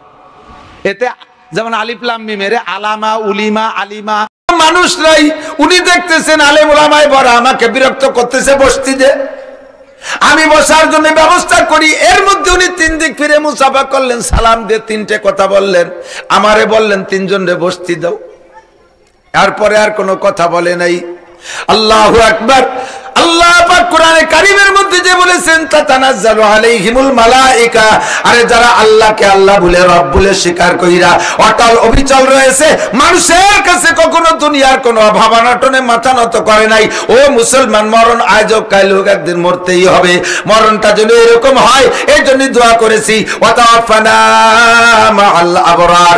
মরণের সময় 500 ফেরেশতা আল্লাহ পাক আসমান থেকে জান্নাতি ফেরেশতা পাঠিয়ে দেয়। এই 500 ফেরেশতা এসে কি কয়? আল্লাহ তাখাফু ওয়ালা তাহজানু। চান না এরকম একটা মরণ? চান না? কথা কয় না, কয় না মর বই না তার মরণ চাবো কি কিরম, মরা লাগবে কি লাগবে না? ফেরেশতারা আইসা আপনার সামনে বলে কি কয় জানেন? আল্লাহ তাখাফু ওয়ালা তাহজানু, হে দুনিয়ার আল্লাহর বুজুর্গ, হে ইমানদার মুত্তাকিন পরহেজগার, হে রব্বানি, হে আল্লাহর বন্ধু, আল্লাহ তাখাফু, ভয় পেও না, ওয়ালা তাহজানু, টেনশন করো না। তুমি মরে গেলে খ্যাতের কি হবে, তুমি মরে গেলে ইউনিয়নের কি হবে, তুমি মারা গেলে মেম্বার সাহেব ওয়ার্ডের কি হবে, তুমি মোহতামেম মারা গেলে মাদ্রাসার কি হবে, তুমি প্রিন্সিপাল মারা গেলে কলেজের কি হবে, তুমি সংসারের গার্জিয়ান মারা গেলে ফ্যামিলির সদস্যদের কি হবে, এই বলে তুমি কোনো টেনশন করো না। আল্লাহ তাখাফু ওয়ালা তাহজানু, সবার জিম্মাদার কে? জোরে বলেন কে? আল্লাহ তাকাবু আল্লাহ তাহজানু ওয়া আবশিরু বিল জান্নাতিল্লাতী কুনতুম তুআদুন। মাওলানা নাসির সাহেব, উলামায়ে কেরাম, মাওলানা হাফিজুর রহমান সাহেব, বাংলাদেশের আলেম ওলামাদের কাছ থেকে জান্নাতের যে সুসংবাদ শুনেছো, এই যে দেখো সেই জান্নাত তোমার জন্য বরাদ্দ হয়ে গেছে।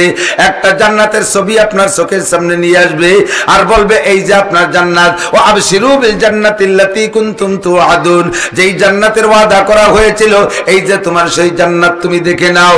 নাহনু আউলিয়াউকুম ফিল হায়াতিদ দুনিয়া, মরণের পরে কবরে যাই একা একা কিভাবে থাকবা এই টেনশন তোমার করা লাগবে না। দুনিয়ায় তুমি রাস্তায় চলতে গেলে কয়জন তোমার সাথে থাকে, চায়ের দোকানে বসলে কয়জন থাকে, সংসারে বসলে কয়জন তোমার সাথে থাকে। আমরা এই 500 ফেরেশতা, নাহনু আউলিয়াউকুম ফিল হায়াতিদ দুনিয়া, দুনিয়ায় তোমার সাথে আছি, অফিল আখিরা, কবরে যাওয়ার পর আমরা 500 তোমার সাথে চাইরা কোথাও যাব না, আমরা তোমার সাথে থাকবো। এরপরে যেই জান্নাত তোমারে দেখানো হচ্ছে, জান্নাতে কি আছে তুমি কি জানো?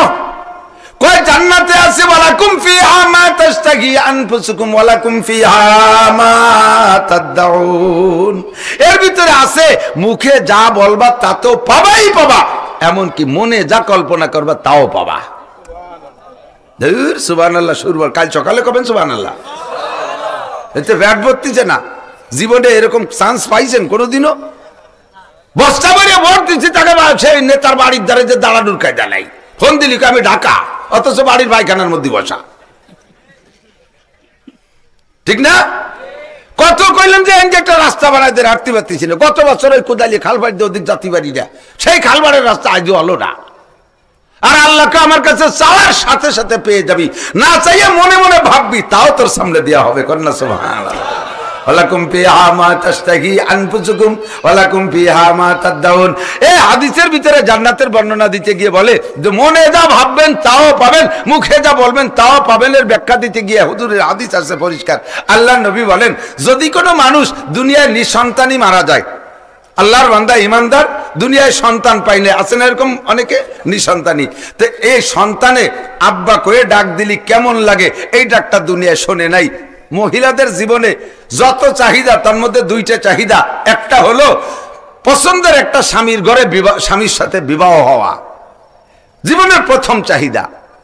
অবিবাহিত থাকা মহিলাদের জন্য চরম একটা কলঙ্ক। 1 নম্বরে হলো সুন্দর পছন্দের একটা স্বামী পাওয়া, 2 নম্বরে স্বামীর ঘরে যাওয়ার পরে কষ্ট কেলে যাই হোক 1টা 2টা 5টা সন্তান হওয়া। সন্তানে মা করে ডাক দিলে মায়ের কলিজা ঠান্ডা হয়ে যায়, সন্তানের চেহারা দেখলে দিলটা ঠান্ডা হয়ে যায়। কথা বলেন ঠিক ঠিক না? তে মহিলা দুনিয়ায় কোনোদিন সন্তান দেখে নাই, কাজেই সন্তানের ডাকও শোনে নাই।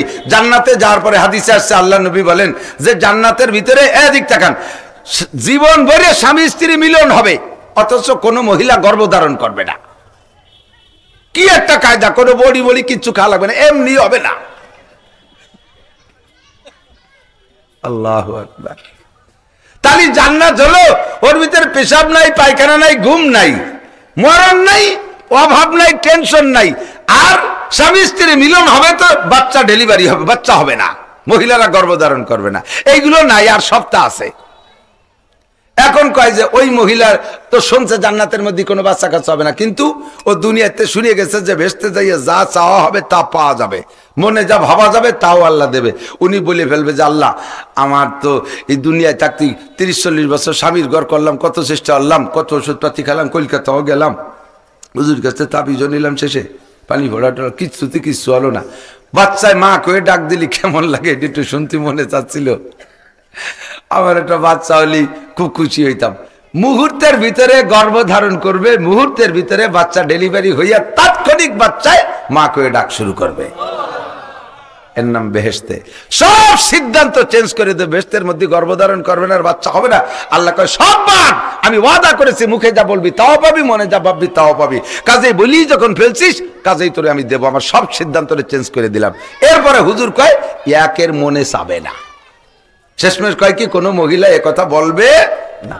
একজনের কয় হুজুর আপনার কথা উক্কা ছাড়ছি, উক্কা উক্কা কি যে মোহাব্বত ছিল, উক্কায় সুমো দিতাম, দুনিয়ায় কোন জায়গায় সুমো দিয়ে ওই মজা পাতাম না। কত ভালো ভালো জায়গা সুমো দিছি, কিন্তু উক্কার মতো মজাদার ছিল না। সেই উক্কা আপনার কথায় ছেড়ে দিছি, কিন্তু উক্কার সাথে একটা বন্ধুত্ব তার রয়েই গেছে। বেশে যাওয়ার পরে কি আল্লাহর কাছে উক্কা চালি দেবে হুজুর? আমি কইলাম আল্লাহ তো মিথ্যে কথা কয় না। আল্লাহ কইছে ওয়ালাকুম ফিহা মা তাশতাহি আনফুসুকুম ওয়ালাকুম ফিহা মা তাদউন, মনে যা চাবে তাও পাবি, মুখে যা বলবি তাও পাবি। কাজেই উক্কা যদি তুমি চাও তোমার উক্কা দেয়া হবে। বিলকুল সত্য কথা, কোনো সন্দেহ। ওয়ালাকুম ফিহা মা তাশতাহি আনফুসুকুম ওয়ালাকুম ফিহা মা তাদউন, সব হয়ে গেছে। এরপরে আল্লাহ কয় হয়েছে পাইছো ফাল ওয়াজাদতুম মা ওয়াদা রাব্বুকুম হাক্কা, জি আল্লাহ তুমি যা যা ওয়াদা করছো সব দেছো, সব পাইছে, আর কোনো দাবি দরকার নেই। আল্লাহ কয় এবার আমার পক্ষ থেকে বলা দেই না মাজিদ, চাওয়া মনের চাওয়া মুখের চাওয়া সব শেষ, আমার পক্ষ থেকে একটা অতিরিক্ত একটা ব্যবস্থা আছে, আমি কিছু অতিরিক্ত দেব, বলা দেই না মাজিদ, আমার পক্ষ থেকে এটা বাড়তি আছে। সেটা কি? কয় নুজুলাম মিন গফুরির রহিম, আমি গফুর রহিমের পক্ষ থেকে জান্নাতের মধ্যে তোমাদের একটা মেহমানদারি করাবো, আমি একটু নিজে হাতে খানা খাওয়াবো। কন্যা সুবহানাল্লাহ, আমি নিজে হাতে খানা খাওয়াবো। মাননীয় প্রধানমন্ত্রীর অনুদান কম বেশ আমরা যে যেখানে আছি কম বেশ যে কোনো ভাবে উপভোগ করতেছি, বাংলাদেশ সরকারের অনুদান। রাস্তা ভালো রাস্তায় চলি, অবিরাম বিদ্যুৎ পাইতেছি। কথা বল না কেন? আগের কথা মনে আছে, মেলা দূরিত না, বয়সটা একেবারেও কমই নাই। বেশ কয়েক সরকারে দেখছি, ইরশাদের আমলেতে, জিয়ার আমলের থেকে সবই আমার মনে আছে। কোন কোন সময় এমন ছিল কারেন্ট এলাকার থেকে যাইতই না, আজ থেকে 20-25 বছর আগে কারেন্ট এলাকার থেকে যাইতই না, মাঝে মধ্যে একটু আসতো। কথা ভাই না বোঝে নাই কি করছে? 24 ঘন্টায় কখনো কারেন্ট যাইতো না, মাঝে মধ্যে 2-1 মিনিট আসতো। ছিল না এরকম একটা দিন? আর এখন আল্লাহর রহমতে 24 ঘন্টাই থাকে। হয়তো লাইন ক্লিয়ারের জন্য কখন একটু যায়, ঠিক কি ঠিক না? তাহলে এটা সরকারের অনুদান, সরকারের অবদান। আর আপনারা তো বেশি ঘুরেন না, আমি তো সারা বাংলাদেশ ঘুরি। মাত্র 3 দিনের ভিতরে 14টা ডিস্ট্রিক্ট ঘুরি আইছি। এই যে ঢুকে ঢাকাইতে যাইয়ে, ওই পাশে যাইয়ে একেবারে টাঙ্গাইল ভাঙ্গাইল দিয়ে যে সিরাজগঞ্জে যে রাজশাহীর কাটাকালি সেখানে মাহফিল করে ফিরে আবার ঘুরিয়ে কুষ্টিয়া মাগুরা নড়াইল মড়াইল দিয়েছে, ঘুরতে ঘুরতে 3 দিনইতে 14টা জেলা অতিক্রম করছি।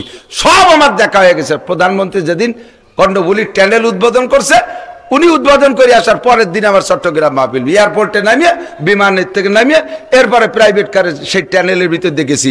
আর একই ট্যানেল, ওর মধ্যে গেলি বিরতি মনে চায় না, এমন চমৎকার করছে।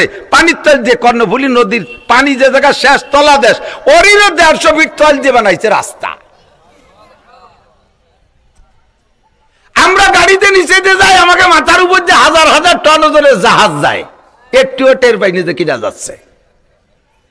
আর সে কি চমৎকার, আমার মোবাইলে আছে, দেখলে দেখতে পারেন। এত ফার্স্ট ক্লাস রাস্তাঘাট সব এরকম, এত কিছু আমাদেরকে দেশে। তারপরেও মাননীয় প্রধানমন্ত্রী যদি কেউরে ডাকিয়া কয় তুই তো আমার সাথে বসে খা, সে তো খুশিতে মরিও যাতে পারে, কোয়া যায় না। খাওয়া শেষ পর্যন্ত না যাতে পারে, মরিও যাতে পারে স্টক করে, যে আমার মতো গ্রাম পাবলিককে প্রধানমন্ত্রী পাশে বসায় খাওয়াইছে, আমি কি করব? ঠিক না? সবকিছু জান্নাতের মধ্যে দেওয়ার পরে আল্লাহ পাক এবার ডাক দিয়ে বলবে, এই জামাল কামাল লালটু বল্টু জুয়েল টুয়েল টুলু লুলু জরিনে সকিনে ডাবলু টবলু তোরা যারা আছিস, আয় আমি তোদেরকে নিয়ে একটু মেহমানদারি করব নিজে হাতে, আমি একটু খানা খাওয়াবো। কারণ আল্লাহু আকবার। আল্লাহ আর একেবারে খালি খালি খালি খাবো এই নাকি? আল্লাহ কয় না, আগে একটু মাহফিল করতে হবে। কি করতে হবে? একটা মাহফিল আছে। কি মাহফিল? ওয়াজ করবে কোন হুজুর? আমাকে যুক্তিবাদী চাপ, আমাকে সাইড চাপ, কয় না, আজকে বক্তা আলাদা আছে। প্রধান বক্তা বিশ্ব নবী মুহাম্মদ রাসূলুল্লাহ সাল্লাল্লাহু আলাইহি ওয়াসাল্লাম, সেকেন্ড বক্তা হযরত দাউদ আলাইহিস সালাতু ওয়াসালাম, সভাপতি স্বয়ং আল্লাহ পাক রব্বুল আলামিন। কোন সুবহানাল্লাহ। কাই মাহফিল কিরা কিরা শুনবা? কারা কারা? মাহফিল শুনবেন? মাশাআল্লাহ, আল্লাহ কবুল করুক, বলেন আমিন। জান্নাতের ভিতরে সুন্দর একটা পার্কের মধ্যে আল্লাহ পাক বসাইয়া, আল্লাহর আরশ হবে স্টেজ, আল্লাহর একটা চেয়ার থাকবে। আল্লাহ ওয়াসিয়া কুরসিয়ুহুস সামাওয়াতি ওয়াল আরদ, আল্লাহর চেয়ারটা আসমান জমিনের চাইতে অনেক বড়। এই চেয়ারে আল্লাহ পাক বৈশা সর্বপ্রথম দাউদ আলাইহিস সালাতু ওয়াসসালামকে বলবে, তুমি আমার উম্মত, আমার বান্দাদেরকে একটু কোরআন শরীফ পড়ে শোনাও। দাউদ আলাইহিস সালাম বলবেন, আল্লাহ আমি তো জবুর পড়তাম, জবুরের তেলাওয়াতের কণ্ঠ আর কোরআনের কণ্ঠ তো একরকম না। ভাই এদিক তাকান, বাংলাও বলা আরবিও বলা, দুই বলার কি সুর একরকম? বাংলা পড়ে দিন ভরে পড়ে, রাত ভর পড়ে, সে পড়া সুরও আলাদা, তার ডুলও আলাদা, জ্বলে না। এরকম চাইছে জুটেছড়ি ইসলামী যুব সমাজ এমনি এমনি এমনি এর উদ্যোগে এমনি এমনি ফলে আর ভাগে ভাগে এমনি এমনি করে, শুনছেন না? এর তর্জমা জানেন? তার মানে আমি আইএ পাস করি, বিএ পাস করি, এমএ পাস করি, যা করি সব এমনি এমনি করি, এতে কোনো চাকরি বাকরি হবে না। ও পড়ার সময় কই বড়ি বড়ি এমনি এমনি, ওর চাকরি হবে না বুঝি ফেলাইছে, এই জন্য সব এমনি এমনি পড়ে। ওতে সুর আসে না, জুলও আসে না। আর আপনি এখনই কোরআন শরীফ পড়া শুরু করেন, যত বড় পাবলিক হন না কেন, পড়তে বসলে একটা জুল আসে, আসে না? আর তিলাওয়াত করতে গেলেই সুর আসে। এই সুরটা আলাদা সুর, কোন মমতাজের গানের সুর না, ঠিক না? একজনে কয় যে ওইভাবে পড়ার সময় এরকম ঝুঁকে ঝুললি মাথার গিলু মিলু সব গোলায় যায়, ঝুলিয়ে পড়ো কেন? খাড়া মাথায় পড়ো। আমরা বাংলা পড়ি, ইংরেজি পড়ি, খাড়া মাথায় পড়ি, তোমরা জ্বলো কেন? আরে ঝুলি কেন? তা তো করতে গেলি কথা লম্বা হয়ে যাও, আমার টাইম আবার কম। যাকে একটু কই, এই কোরআন শরীফের ওজন কত? আসমানের উপরে রাখতে চাইছে, আসমান ভয়তে নেয় নাই, আল্লাহ ভেঙ্গি চুরে পড়ে যাব। পাহাড়ের উপরে রাখতে চাইছে, জমিনের উপরে রাখতে চাইছে, জমিনকে আমি পানি তেলে ডেবি যাবানি, এত ভার কোরআন শরীফে। পাহাড়ের উপরে রাখতে চাইছে, আশফাকনা মিনহা, থর থর করে কাঁপতিছে, আল্লাহ তুমি এই বিপদে আমারে বাঁচাও। তাহলে যেই কোরআনের ওজনে আসমান জমিন পাহাড় পর্বত সবাই ভয় পায়, সেই কোরআন একটু একটা পোলা পড়ে, সেই কোরআন তার মাথার উপরে। এ ভাই, আপনি 10 কেজি বোঝা, 10 কেজি ব্যাগ একটা মাথায় করে হাঁটলে গাটা টান টান থাকে, আড়াই মনে একটা বস্তা আপনার মাথায় উঠে দিলি, এরম এরম অরে কিনা, এরম ঝুল খায় না? এত বড় ওজন এলা কোরআন শরীফ যার মাথায়, সে স্বাভাবিকভাবে বলছে পড়ে কি রে, কাছে কাছে ঝোলে আর পড়ে।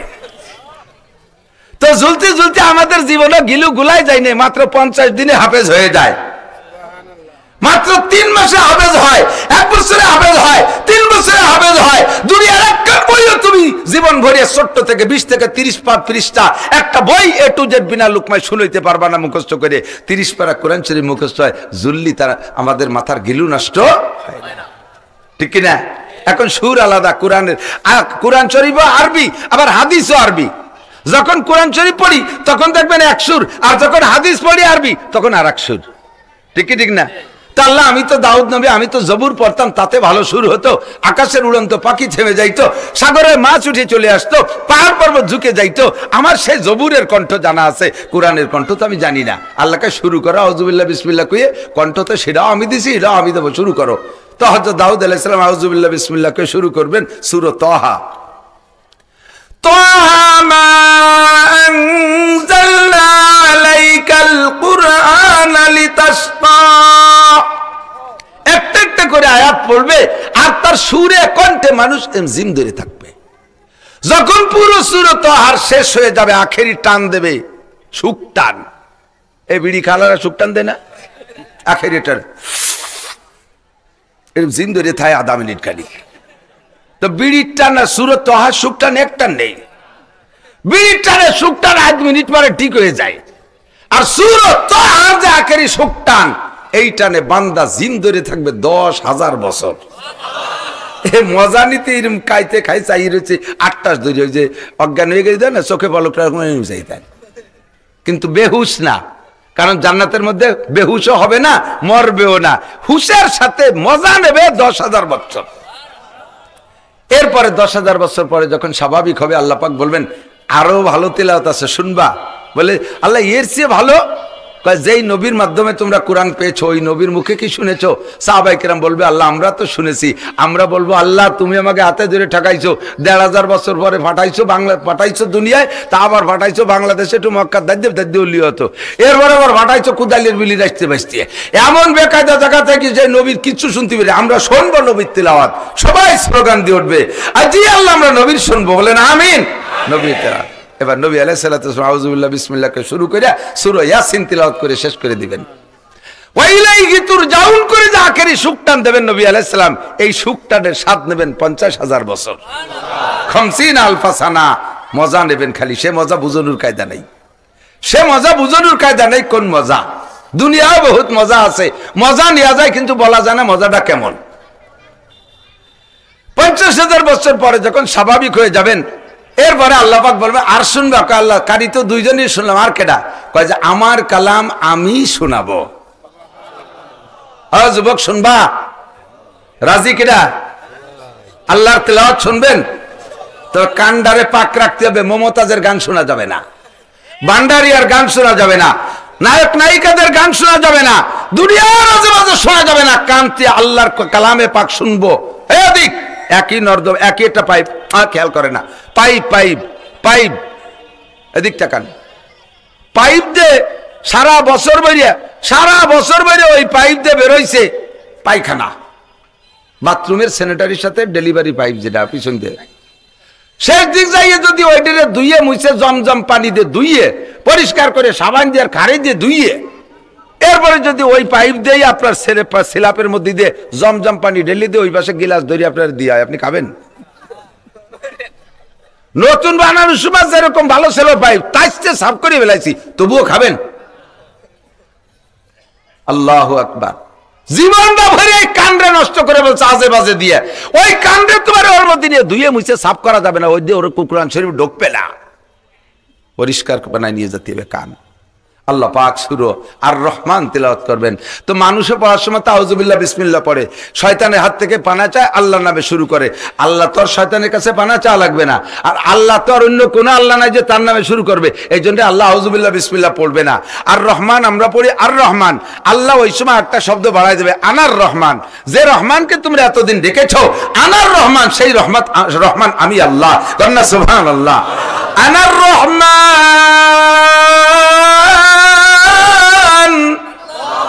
আল্লামাল কুরআন খলাকাল ইনসান। একটা করে আয়াত পড়বেন আর ওই মজা নিতে নিতে লাস্টে যায় শেষ আয়াত তাবারাকাসমু রাব্বিকাল্লাযী, দেখি তাবারাকাসমু রাব্বিকা যিল জালালি ওয়াল ইকরাম কে টান দেবে 1 লক্ষ বছর মজা নেবেন। সুখটানের মজা 1 লক্ষ বছর, 1 লক্ষ বছর ফালাম্মা ফাকা, যখন 1 লক্ষ বছর পরে স্বাভাবিক হবে আল্লাহ তাআলা কাছে আমরা বলবো আল্লাহ এর চেয়ে মজা হয় না, আসি আল্লাহ। কয় যে না মাহফিল শেষে একটু মেহমানদারি না হলে কেমন, একটু তবারক নিয়ে যাও। জি আল্লাহ, হ্যাঁ তবারক তবারক হবে, মাহফিলের শেষে কিছু খানা দানা হবে। এখন এই খানা দেবে কারা? এক একজন জান্নাতীর সামনে 72 জন করে হুর আসবে। এই ভাষা লাগে কম হয়ে গেছে, আমরা সুবহানাল্লাহ। এমন 72টা বউ দেখছো মিয়া কোনদিন? তার একজন বউ যদি, একজন হুর যদি লাবাদাকাত ফিল বাহরি এলাকার তাহলা মিনাল আসাল, দুনিয়ার কোন পানিতে যদি একজন মহিলা জিহ্বা থেকে 1 ফোঁটা লালা ফেলে দিত, সারা দুনিয়ার পানি মধুর চেয়ে মিঠে হয়ে যেত। এরপরে সুবহানাল্লাহ কয় না? এই যুবক কাজী এইরকম বউ পালি তো কিছুই খাবো না, খালি ওর স্যাপই খাবো, এত মিঠি খাবি, তাতে ঠেয়াবে কিনা? 72 জন স্ত্রী, 2টা হাতে 2টা দস্তারখান, এক এক দস্তারখানের ভিতরে 70 আইটেমের ইফতারি। এই মেহমানদারিটা হবে ইফতারি মেহমানদারি। কি মেহমানদারি? কারণ দুনিয়ার যত খানা খাইছেন তার ভিতরে সবচেয়ে মজাদার খানা কোনটা? ইফতারির চেয়ে মজাদার আছে? কতক্ষণ না কেন? ইফতারির চেয়ে মজাদার কোনো খানা আছে? আল্লাহু আকবার।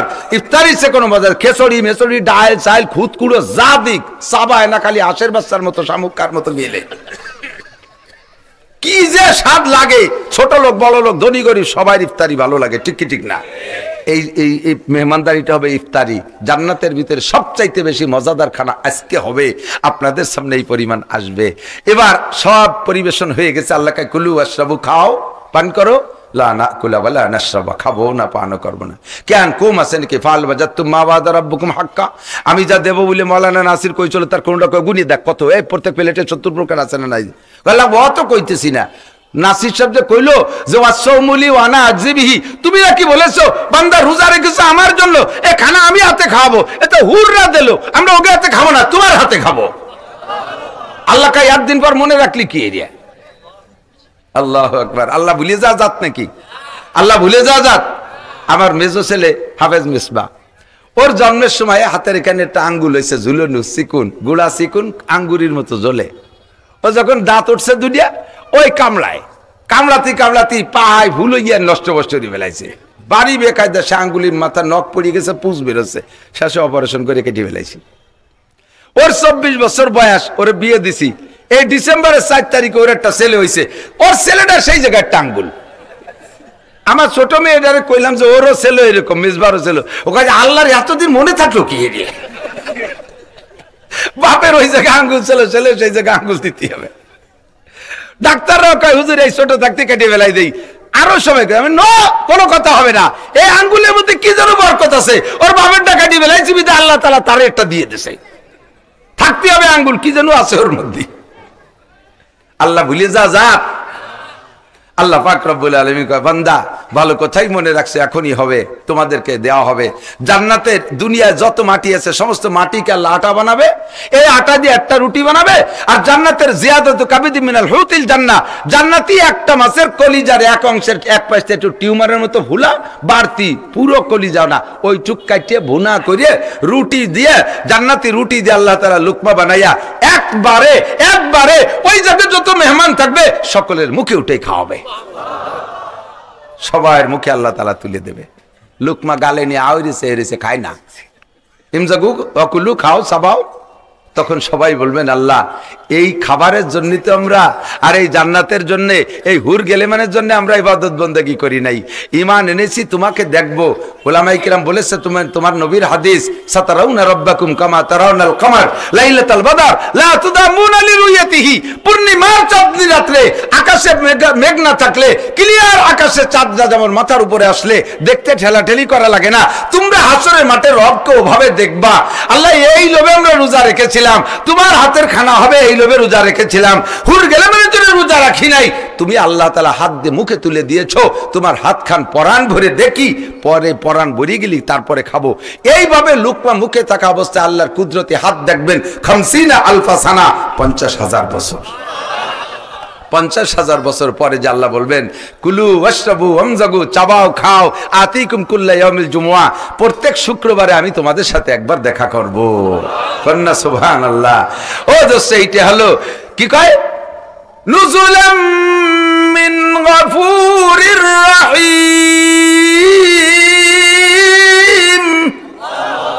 রব্বুল আলামিনের পক্ষ থেকে মেহমানদারি পাবে যারা রোজাদার, পাবে যারা, কথা কয় না, পাবে যারা রোজাদার। দিন ভরে শুয়োরের মতো খাইয়ে বুক ফুলে গদগদায় বেড়াইছো, আর ওই জায়গা যাবি শেষা খাইয়ে আসতে হবে। এই রাত্রি ঘরে যদি ভালো খাবারের ব্যবস্থা হয়, কাটাকুটো বেশি হয়, বেড়াগুড়া যদি ভালো না হয়, তাহলে খাবারের শেষে রাত্রি সুসো ঘুসঘুস করে না বাড়ি, মা থাল ধুয়ে বাড়ি রয়েছে, সুসোতে একটু বেবত কিলাসের চেয়েছে থালের মধ্যে উঠে পড়ছে। মা ছেলের ছোট্টারে কি কয়, একান মুগুর নিয়ে আয়, একান মুগুর নিয়ে শেষা বাড়ি দিবি। তো ছেলে আইছে মুগুর নিয়ে দাঁড়াইছে, ফিরে যান সুসু আইছে শেষা বাড়ি দিয়েছে, সুসুও গেছে সাথে 3 করিয়ে ফেলে, ওটা ভেঙে গেছে। আল্লাহ কয় দুনিয়ায় রোজা থাকবি না, আবার সেই দিন ইফতারি খাতে যাবি, 50 আলফা মালাকিন, আমি